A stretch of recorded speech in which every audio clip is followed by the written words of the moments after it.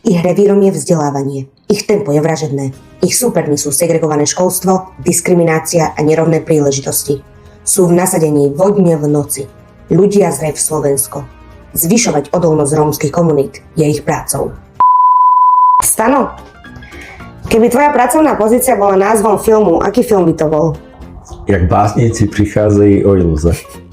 Stano sa stará o manažment nadácie REF.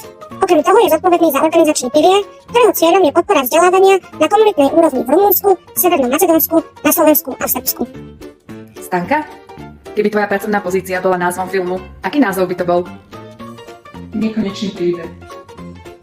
Stanka má na starosti finančné riadenie nadácie, vrátane správy financií, prípravy finančných správ, zúčtovanie projektov a prípravy rozpočtov.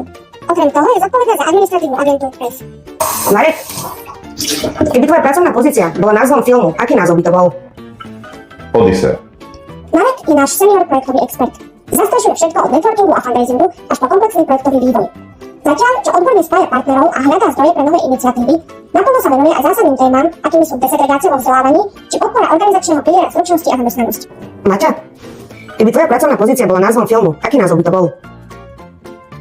Všetko všade naraz. Maťa je projektová expertka. Pracuje na zlepšení slovenského vzdelávacieho systému tak, aby dokázal vytvoriť lepšie podmienky pre inklúziu detí z prostredia generačnej chudoby. Vlado, keby bola tvoja pracovná pozícia názvom filmu, aký by to bol? Vlado vedie projekt, ktorý sa venuje aktualizácii zručnosti učiteľstva odborného vzdelávania v oblasti obnoviteľných zdrojov a internetu vecí s dôrazom na popularizáciu odborov medzi rómskym žiactvom. Káni, keby tvoja pracovná pozícia bola názvom filmu, aký názov by to bol? Alica v krajine zázrakov. Táňa je programová manažerka. Prepája školy, učiteľky, zamestnávateľov a odborníčky, aby spolu odborné vzdelávanie posúvali bližšie k novým technológiám a potrebám praxe.